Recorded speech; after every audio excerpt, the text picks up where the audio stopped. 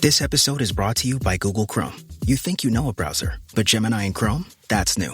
It can help you with practically anything on the web, like restoring a vintage motorcycle from a 50-page restoration blog, or finally break down that long article you've had open for weeks. Gemini and Chrome is here for it. Ready to make anything online make sense? There's no place like Chrome. Check responses, setup required, compatibility and availability varies, 18+.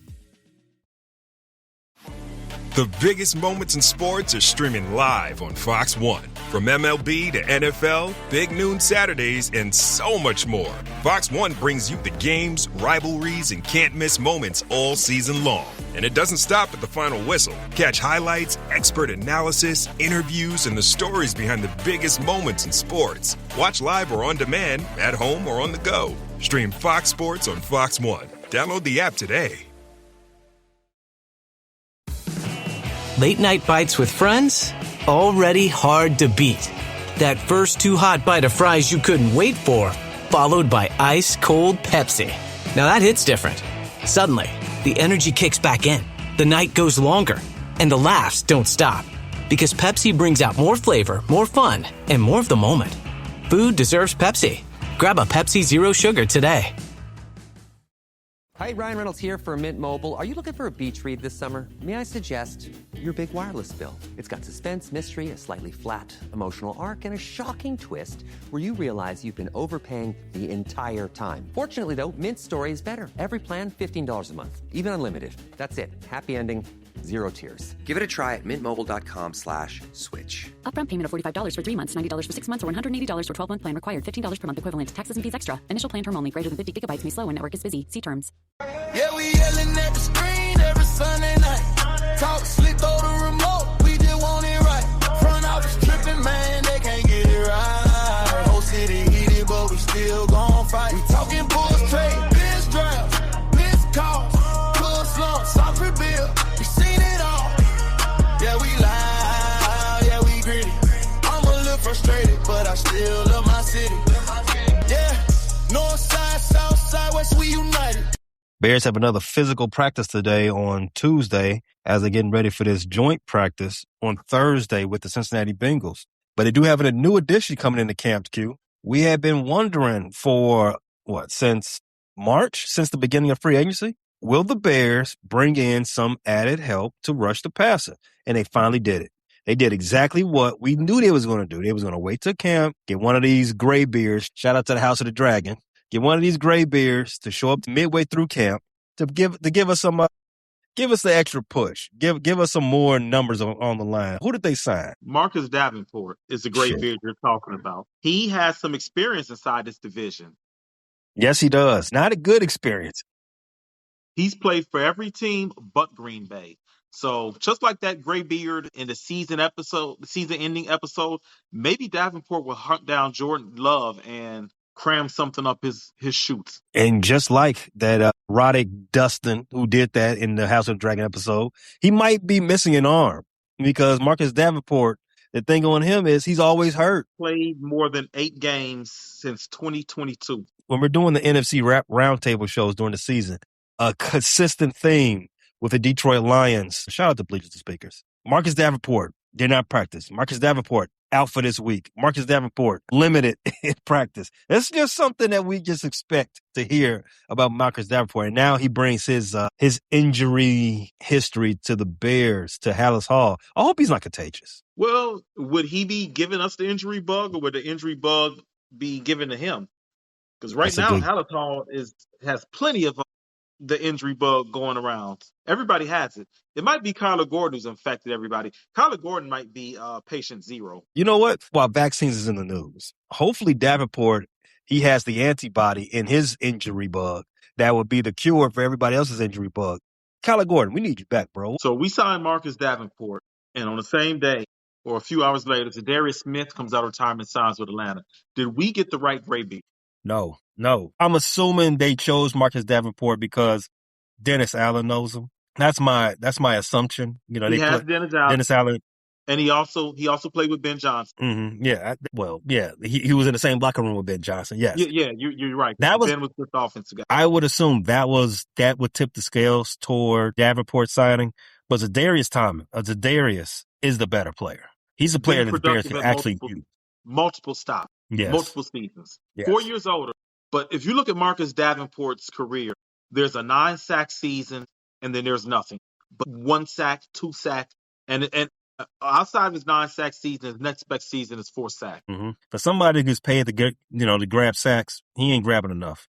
For Zadarius, hold on, I'm pulling up his stats. Zadarius Smith, to that point, what you're saying, like Davenport ain't getting enough sacks. To Zadarius' point, to Zadarius Smith, one, he's more healthy. He's played, last year he only played 5 games with Philadelphia, but these are not injury concerns because you said Davenport, the most he's played is 8 games since 2022. Yeah. Since 2022, Zadarius has played 16 games, 17 games. 2024, he played all 17 again. Between 2 and in 2025, he had 5 games played. Not an injury concern at all. And in that time, he has almost 30 sacks. In fact, he has more than 30 sacks since those seasons. His last full season, he had 9 sacks between 2 teams, and that was just 2 years ago. Zadarius is the significant more, I don't want to say best player because that can mean a lot of different things. For what the Bears need, somebody to create havoc for the blind side of the quarterback. Yes, somebody who can get sacks, pressure the quarterback, make him throw the ball quicker than he wants to. That is the player that they should have got. Now, what they get from Marcus Davenport, again, we don't know. We're not in the locker room. We're not in these conversations. I assume that they wouldn't got him because of a familiarity and he can do some things outside of just getting sacks and pressure. We talked about it plenty of times over the years, Q.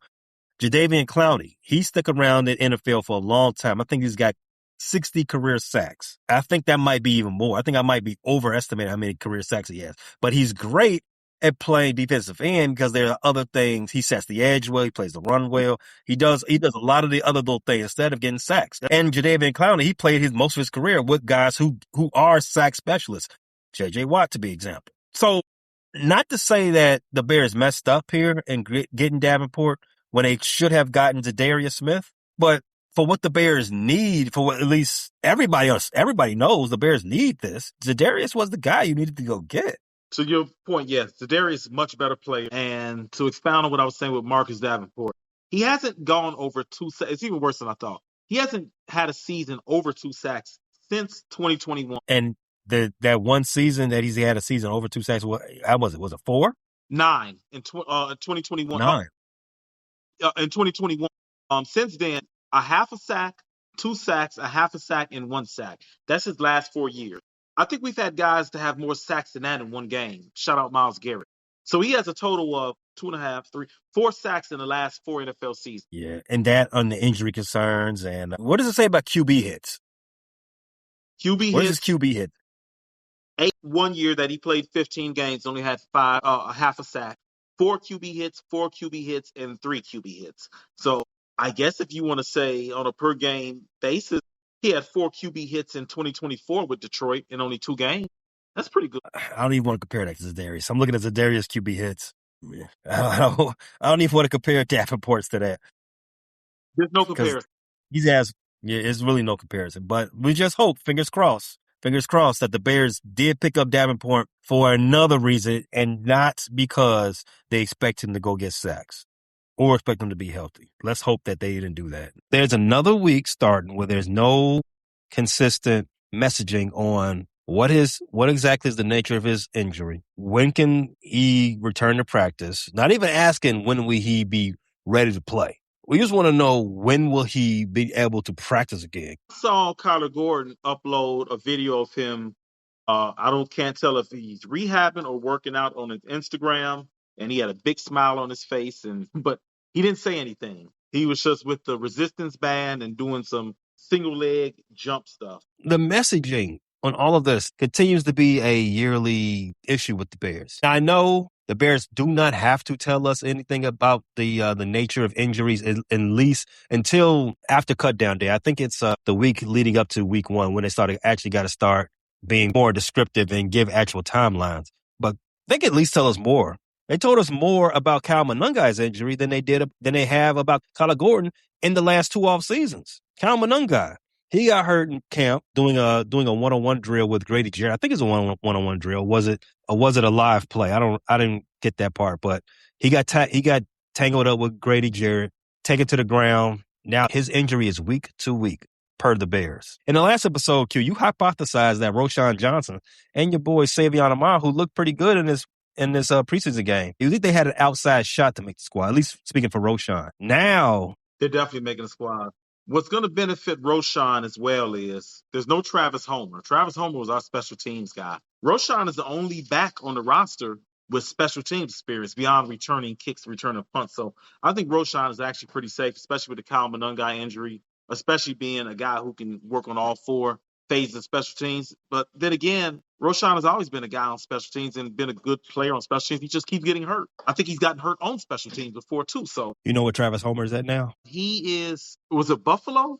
Or he followed one of the Bears as coaches, didn't he? Close. If you were a Bears hater, you would say he followed a former Bears owner. Where's Travis? Oh, he's in Seattle. He's in Seattle again? No, in Pittsburgh. You're right. He is in Pittsburgh. You're right. He's in Pittsburgh. Sorry.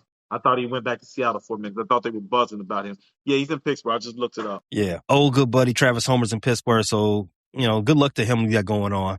So, but back all this injury news we got going on. Kyle Monangai, he sustained a hyperextended knee, same as Kobe Bryant, during a 9-padded team drill after he got tangled up with Grady Jarrett, like I said. There's no structural damage, but he is considered week to week. Don't know what week to week means. Last year, they used week to week for Jalen Johnson, and that ended up being all of camp and the first, 3 weeks of the season? Yeah. No, 2 weeks, because Jalen came back against Detroit, only to be gone for the next 13 weeks of the season. You're right. So he missed week 1, came back week 2, played like 8 plays, and then it was gone. Yeah. Right. The difference between that is that he had a soft tissue, a groin issue. Kyle Monangai, I don't want to say but a hyperextended knee, not the same deal, but the messaging remains the same. Speaking of soft tissue injuries, Kyler Gordon, he's still got his undisclosed. I don't know why he needs to be undisclosed. Just tell us what it is. I got hypothesized at the beginning of training camp. I think everybody in the building, and I'm not including players, I'm talking about coaching staff, front office, I think they're about sick of Kyler's shit. Yeah. Our good friend Tiffany, I meant to jump in, but the show was moving fast. She said a couple weeks ago, why are they frustrated at him? He's injured. It's not his fault. I got to push back on that a little bit because you're paid a lot of money to take care of your body. So certain injuries you have to prepare to prevent. Injuries are a touchy thing, but there's definitely ways guys can prepare to A, prevent injuries, B, to rehab quick from injuries, and C, it's part of the game. You got to play through it. And lastly, whether it's your fault or not, jobs are on the line. If I'm a head coach, I can't afford to sympathize too much with you because I have to keep my job. I got to feed my family. If you cannot stay healthy, maybe football's not for you. Maybe you need to consider some other avenue. Maybe coach, maybe broadcasting, maybe podcasting. But when you're a football player, you got to be on the football field. That's the bottom line for Kyler. I like Kyler a lot. I sympathize to a degree. You never want to see guys injured. But at the same time, we can't continue to hold a roster spot. In addition to those wonderful jobs that you mentioned, what about on-field security at Wrigley Field? You're a big guy. You're a football player. If you saw what was going on in the right field bleachers at the Cubs and Sox game last night, they could use you. How many fights were there at Wrigley yesterday? Only one is really making the rounds, but that was a big one. Oh, I've seen more than one. I saw that one, but I saw another one too, and I saw some other stuff. I saw was our Mexican brothers having a brouhaha, and then I saw a skirmish between a couple of our white brothers having a. It was a lesser brouhaha, but it was a brouhaha nonetheless. Okay. But the one making the rounds is definitely with our brothers from the south of the border. Well, let me not say south of the border because they were here, before a lot of us were here. And no disrespect to the FBA, indigenous blacks, who believe in the theory that the blacks were here first, people here. But that's another story. I'm not going to get too deep into that. I just like to go with logic sometimes. Sometimes. Yeah, I saw the fight. I don't know if it was a brouhaha, or fracas, or a rustling going on, but they can use some football players. The back of the yards won that. The one that I saw. Back of the yards won that. The Sox, I'm not a Sox fan, but I'll give y'all wins where y'all earn them. My people in blue, they took an L. I think a hard L in that one. So In was that little that situation. backyards versus Little Village and Albany Park? Was that like backyard / Marquette Park versus because the Little Village Mexicans tend to be Cubs fans. If you don't they? You know what? I don't go over there. I've never really went over there too much, so I don't know what kind of how they get out with their baseball. I know what colors they wear. Black and that black and gold is one of them. Right. Yeah, score one for the back of the yards. And if you're not from Chicago, I've long said back of the yards is a very underrated, treacherous, trenchy place to be. You know, we all hear about Inglewood. We all hear about Little Village. We all hear about Austin. We all hear about over east. Park. Back of the yards is rough. Yeah. It is a contender.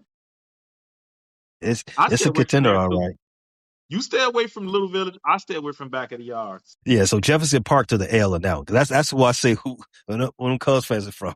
They from Jefferson Park. They got hemmed up real serious. That goes to show you, don't throw no beers. If y'all having a shouting match going back and forth, if you do this or whatever, that's fine. And the security's in between you. The second you throw that beer, it's up. And it went up then. Let me tell you something. I don't know a lot about life, but I've witnessed two things. When somebody gets a beer dumped on them, they are not happy. Shout out Ron Artest. Throwing beers on people is one of the worst ideas you can have. I don't know what it does when it hits the skin, but the beer hitting somebody's skin activates. It's like the soldier serum from Captain America. It's a super soldier serum. When you hit somebody with that beer, you're going to get the best version of themselves. So unless you got some of that hope juice or you're a highly skilled combative fighter, don't throw a beer on nobody. So if you can't stay healthy, there's plenty of opportunities for you. Today was another physical practice cue. Kyron Amagaji left. They said he banged up his right knee / leg, slammed his helmet, walked off with the trainer. So if they were trying to showcase Kyron or Jedrick for maybe get a trade, because somebody not going to make the squad. Not good news. Because the whole left tackle situation has been, ever since Ozzie got hurt, it ain't been the best. It ain't been rosy for the left tackle situation. Because obviously that pushes Braxton to number one, and we've seen enough out of Braxton. We know what Braxton is. The best of Braxton is not to come. I think that's fair to say, right? Yes. But if Braxton is what we got to roll with, I think we know where his floor is. He's still the front runner. While Kyron Amagaji, Jedrick Willis are struggling, Braxton remains controlling that job, even though he ain't really done much to really solidify his spot, because he's been hurt again. And even though Ben Johnson, they all through the offseason, they said Braxton looks like he's in the best shape of his career. He's looking swole. He's still small where he shouldn't be small at. And they still say he's got a small lower body. All gut, no butt is what they say about Braxton Jones. You need that anchor at left tackle. Now Theo Benedict's in the mix. They saying now he's moving into left tackle to get some more reps as Amagaji's hurt and Jedrick Willis. It's not too good. But Ozzie Trapillo, as we said in the last episode, or as you broke in the last episode, has been activated from PUP. Have you heard a expectation for when he can start ramping up? Because he just started practicing. I saw that they just did limited today, but I'm sure he wasn't in any action in practice. The sooner the better. The Bears are real secretive, so we got to break into Hallis Hall as a scroll. Maybe we can send a scroll who can shapeshift into Antoine Randall and we get some info, because the Bears are leaving us high and dry. We don't know nothing. That's the worst part of training camp, bro. I mean, we're happy football is back, but you get these notifications, right? And they have one line of news. Fill in the blank is hurt. You'd be like, what the okay, what happened? Give me some more information. Right. Give me some more information. And you got to check Twitter or wherever you get your information from. You got wait. There's nothing on the news, nothing on TV. Because you get all your information from secondhand sources. It's like Game of Thrones. You get people get all the information from Maesters and Ravens. That's all this is. That's the worst part of training camp. But then when you do get some more information about whatever happened, it be murky. It be some shit that don't really answer the question that you have. I mean, training camp is great. We love to have football back, but that part of training camp irritates my soul. I would love for them to start being a little bit more descriptive, but, it is what it is. Best case scenario for left tackle. Braxton actually wins this job. I think you agree, right? Wins this job this week. My ideal plan for left tackle is Braxton opens the season and there's a line of succession to naming Ozzie Trapillo to the throne. That's what makes me most comfortable. I like Theo Benedict. Don't get me wrong, but I like him as a depth piece. He's a guy that we know can come in and hold the fort down if guys are injured. He filled in for Darnell Wright last year for a week or two. Am I correct? And then he had a little stint at left tackle. So that's what I'm hoping. I'm hoping that this isn't a mirage with the Ozzie thing, that they're not selling us a dream, that Ozzie really somehow is a miracle healer. And then by week, I don't know, 5 or 6, he'll be full go. I certainly don't want to rush him. As you pointed out, it's a lower body injury. So he hasn't been able to really work out on that lower body all off season. So maybe give him a couple weeks, get in there, hit, get his squats, get his Bulgarian squats, get his leg extensions, get himself back up to, it's hard to be 100% in the NFL, but, get back to close to where he was strength wise. And then when we're really getting lathered up into the season, then we get Ozzie back. That's what I hope. But this back and forth with this guy hurt. I don't trust Kyron Amagachi. I try to give him a little faith, but like you said, could be a reactionary move bringing Ozzie back so soon, because if they certainly were happy with what Kyron Amagachi was doing, being a 3rd-round pick, I don't think they would be in such a rush to get Ozzie back so soon. Just Ozzie being back from practice is just one step. I mean, it is remarkable that he was able to be activated from the PUP at this, what's this, August? So 7 months removed from the injury. Yeah, he got hurt in January. So, but there's been a lot of players who returned to practice and then never played again. Yeah, I heard that even though he's reactivated, he may still open the season on IR and miss the first 4 weeks. True. You remember Cadillac Williams? He had this injury. Morris Claiborne, he had the same injury. When Cadillac had that injury, was that the end of Cadillac? Yeah, that was the end. That was it. I remember that draft class of running backs. That was the Cedric Benson, Ronnie Brown, Cadillac Williams, all like in the top 10, wasn't it? Yeah. That was the time to be alive. Would there ever be a day where we have 3 running backs in like the top 5 or 10 picks again? No. Ever. And there shouldn't be. Never again.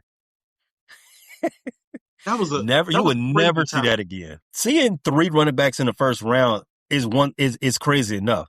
3 in the first 10. When is the last time we've seen 3 in the first round, though?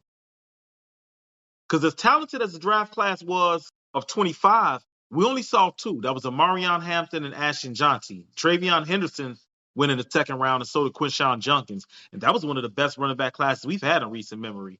And we couldn't find 3 guys. And I think this year, Jadarian Price was the only guy to get drafted in the first round. That was with the last pick of the first round. I got what Kyler Gordon said. He said he told reporters in the locker room that he would have more to share when he is ready to. Like, bro, are you doing a podcast? What is this? When you're ready to, what is that? I'm so tired of this mystery. What are you going to share with us? You're hurt. When are you coming back? How do you feel? What's hurt on you? Right. Why is it hurt on you? What hurts and why? That's what we need to know. What hurts? What were you doing? Why did it hurt? When you got hurt? When did it get hurt? When are you coming back? That's it. That's all. He's rehabbing according to a specific plan. He is in the building. That's it. That's all we know. Okay. So back to Ozzie. It is good that he's back. And we say a best case scenario, Braxton wins this job outright sooner rather than later. But he's still going to have to fight off.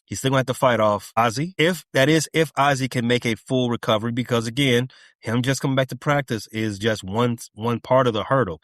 Only 45% of players never return to football after getting this injury. 80% and nearly 80% fail to return within 2 weeks. So within who? Two seasons. I'm sorry, within 2 seasons. 21.5% of players return to their prior performance level within 2 years of injury. So even if Braxton goes ahead and wins this job, like again, sooner rather than later, and Ozzie is able to be cleared to play, this left tackle question is not going to end anytime this season. I think we can just go ahead and just make ourselves comfortable with that. All right, Ben Johnson did have his press conference after practice. He's talked about a lot of things, starters playing in the preseason, the left tackle competition, offensive line chemistry, and some player evals. Well, did you give a chance to look at it or watch it or listen to it? No, I didn't. Okay. He's talked about, regarding the players, regarding starters playing in the preseason, he said that it will heavily depend on how they perform in this joint practice with Cincinnati coming up Thursday. Okay, I did hear that. Okay. I don't know what that means, but does that mean that they don't have any issues with like dead ball issues like we saw last season? Do they have any concerns with physicality? I don't know what that means. What do you think that means? I'm going to guess if we look at last year's preseason, when the Bears offense struggled, and I believe the Bears played the Bengals when they struggled. I think was it the second game they ended up playing, but they ended up playing a little bit of the third game too, I believe, right? I think it So was they had the joint with Miami, and I think they also had a preseason game with Miami too, right? yeah, and so I think when they didn't look really good, he brought them back next week for a series. They ended up playing. The starters ended up playing 2 games. They didn't play the first game, but they ended up playing. Or did the Bears have 4 games, 4 preseason games last year? I'm trying to remember, but I know they ended up playing 2 of the preseason games.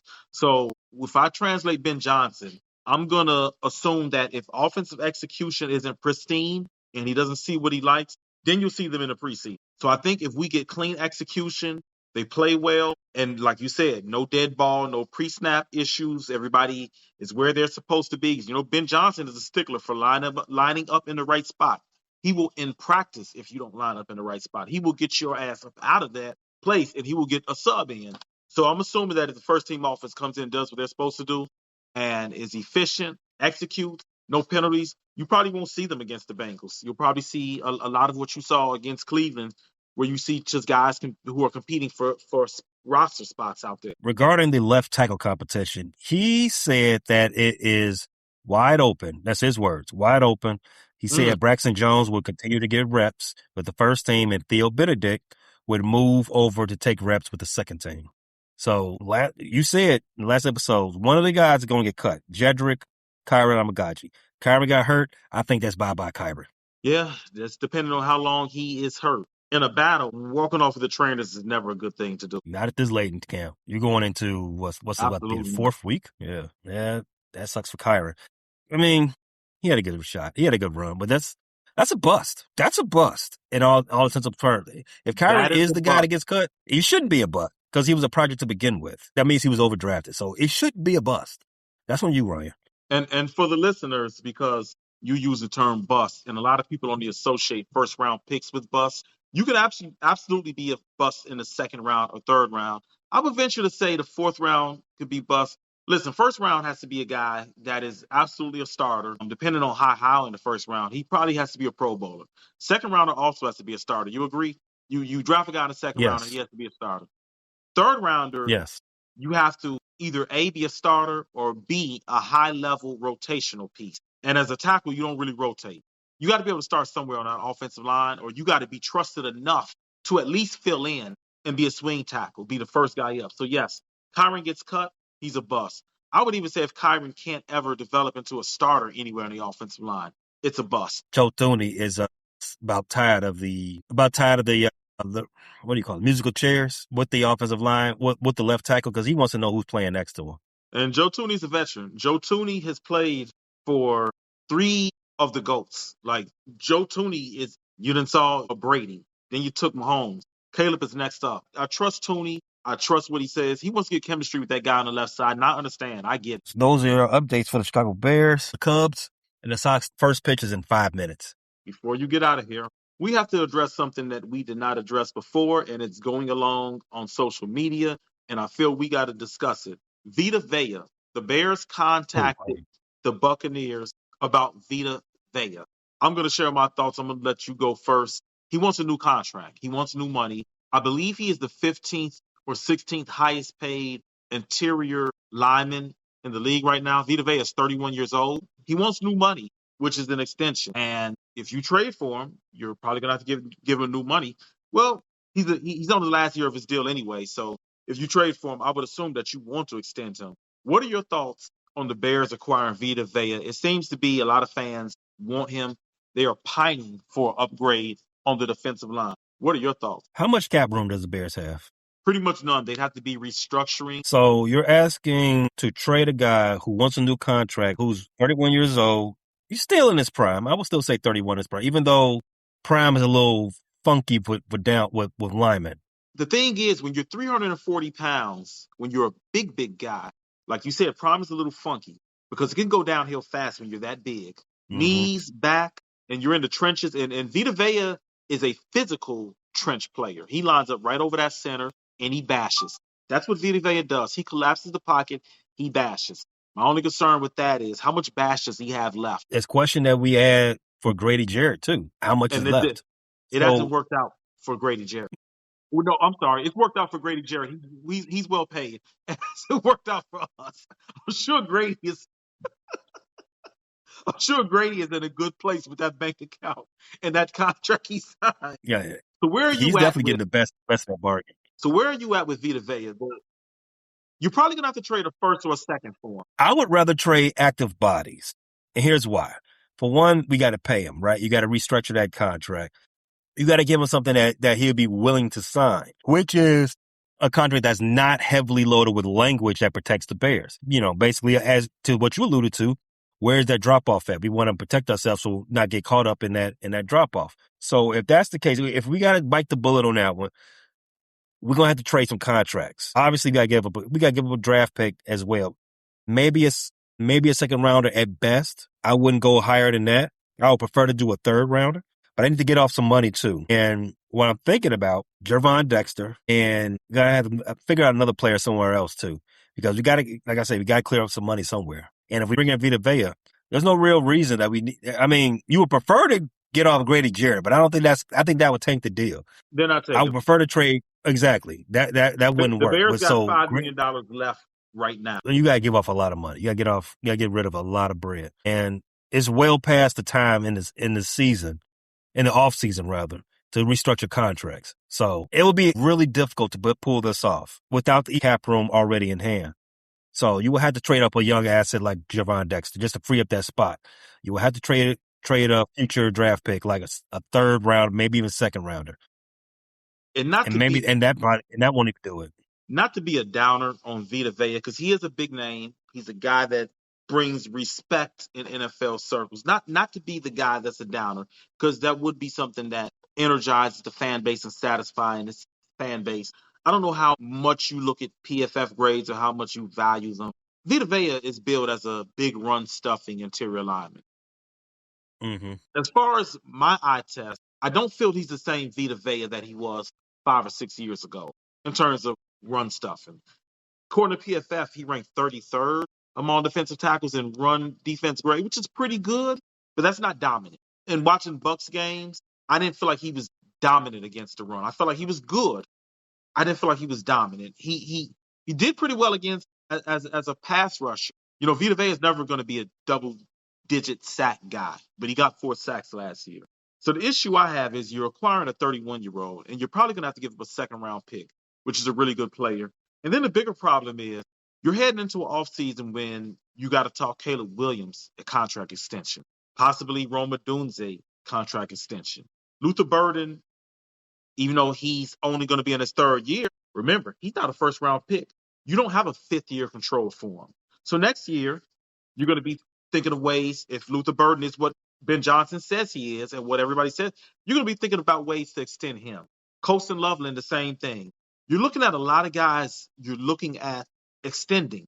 Do you really want to let one of those guys go for what will be a 32-year-old, 33-year-old interior lineman? He turns 32 this year. Do you really want to say, hey, we got to pick between one of these guys because we extended Vita Vea? Right. Definitely not. I'm not.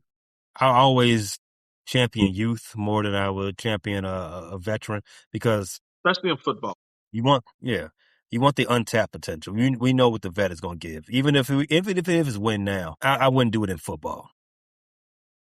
I think you got to see what Jordan Vandenberg and Gervon Dexter and Shamar Turner and Dayo Odebango. That would be the contract you would trade, by the way. You said if their money would free up, if you were looking to trade, it would be Dayo Odebango's contract. That would be the contract you would swap with Vita Vea. Would you do that? Oh, yeah. I would do that. Would I attach a 3rd-round pick? Absolutely. If we can do Odebango and free up that money and extend Vita Vea with Odebango's money, yeah, I would do that. But I still wouldn't give up much draft capital for a 30-plus-year-old interior lineman. You don't know how much Vita has left in the tank. My question is, you just said you want to see what Vandenberg, Gervon, and all the young guys be able to do. You give them the shot, right? Doesn't that also include Dayo? Dayo, he looked trash last year on the outside. But, again, he's a lot better on the inside. And to Vita Vea is a great run stopper. But Deo's pretty good stopping the run. And Vita wasn't a great run stopper last year. Deo can stop the run. He can play the run better. Let me phrase it like that. He can play the run really well, and he's good at pass rush from the inside. He's going to primarily be on the inside this year, and he did a damn good job fighting his way back to get back healthy so he can start the season on time. Shout out to him for that. And the Bears' run D looked good on Saturday against the first team of the Browns, against all the teams of the Browns, all the Bears defenders, and we didn't even have. The Bears just look good against the Browns. Well, the Browns are still an NFL team, right? Allegedly. Okay. Browns are in the Big Ten. Are they the favorites to win that conference? Let's see. They probably have the third best quarterback in that conference. I'm laughing. They have the best running back. Ridiculous. I'm laughing because it sounds ridiculous, but you're actually right, because I'm pretty sure Dante Moore will walk in there and beat Deshaun Watson and Shedeur out right now. He's going to be a top 5 pick next year. Deshaun, if Shedeur was still playing college football, he wouldn't be the best. He's not that far removed from college football, so it's not a bad take. Deshaun Watson, when he did play college football 10 years ago, he was a Heisman candidate. Yeah, he's one of the best players for a long time. But he's far and away not that guy anymore. Is he still? He's so far away from his apex as a professional player that I don't think he can cast a shadow over college players, at least the best ones, and the Big Ten have the best ones. So yeah, the top quarterback in the Big Ten probably is going to be. He's in the running to be the number 1 pick right now. So yeah, I'm sure if the Browns could have their way, they would take Dante Moore and they would start him today. Dante Moore should have came out this year, and he would have been a top 10 pick this year. So if the Browns had him, he'd probably be their starting quarterback now if he came out this year. They have a good running game, though. They might have the best running game in the Big Ten. With Sean Junkins, they have a decent defense. They probably, maybe? No? They might have the best running back, but I don't know if they'll have the best running game. The Browns' offensive line, which they've changed a lot, didn't look good. Yeah, and they got Tevin Jenkins. Yeah. They got Tevin Jenkins there. We've seen a lot of Tevin Jenkins. I'm going to tell you one thing. No, we haven't. No, we haven't. Tevin Jenkins don't play enough. We haven't seen a lot of Tevin Jenkins. Good point. Fair point. But even with that said, they are still professional offensive linemen. They're big, strong guys. They should be able to push over 19-year-olds. Even if they should. But but I think it's something about that helmet. I think it's something about those colors. They just get all. You put those colors on. You go to Cleveland. I think you're the worst version of yourself when you're in Cleveland. Do you think maybe the Browns would be more successful if they became? You know what? Never mind. The Ravens did. They already proved it. Never mind. You're right. It is that city and it is that uniform. The Ravens are the Browns, and as you see, they won 2 Super Bowls not being the Browns. A whole lot of Hall of Famers since they left Cleveland. You know what? The Browns should move to Hammond. The water will be better. I think the toxic waste in Hammond is better than the water coming off Lake Erie. You might be going for something there. Y'all, maybe better. You want a professional team? Take the Browns. They look like Indiana. Hey, Deshaun. Yeah, the White Sox too. This episode is brought to you by Google Chrome. You think you know a browser, but Gemini and Chrome? That's new. It can help you with practically anything on the web, like restoring a vintage motorcycle from a 50-page restoration blog, or finally break down that long article you've had open for weeks. Gemini and Chrome is here for it. Ready to make anything online make sense? There's no place like Chrome. Check responses, setup required, compatibility and availability varies, 18+. Stream the biggest moments in sports live on Fox One. The biggest names, the biggest games, the biggest matchups. Watch live or catch up on your schedule. At home or on the go, never miss a moment. All on Fox One. Stream now. This episode is brought to you by Google Chrome. You think you know a browser, but Gemini and Chrome? That's new.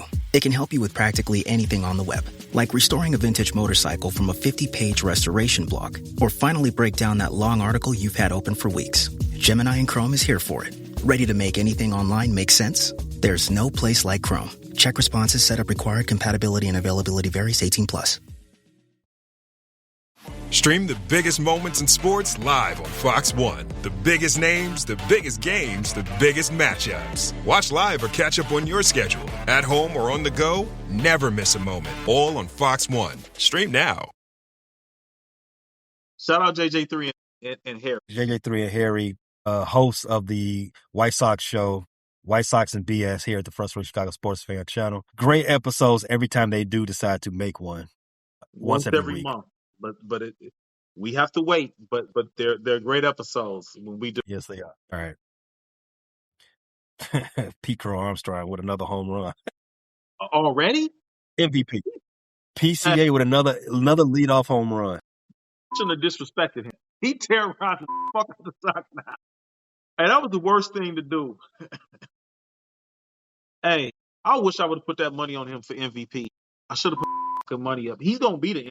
Yeah, he is. Yeah, he is. Ohtani, if he not pitching right now, he not doing enough to stop. I mean, PCA is having a generational year defensively. Shit, we were talking about a couple weeks ago. He wasn't gonna get 44. Shit, he might get 44. Appreciate you tapping into this latest episode from the Frustrated Chicago Sports Fan channel. Don't matter if you was watching on YouTube or listening on Spotify or Apple. Make sure you like, subscribe, share with everybody on the block, and hit the notification bell so you never miss none of our daily drops. And to all the guys from the shy, we say 3 things. Bear down, fly the W, and sell the team, Jerry.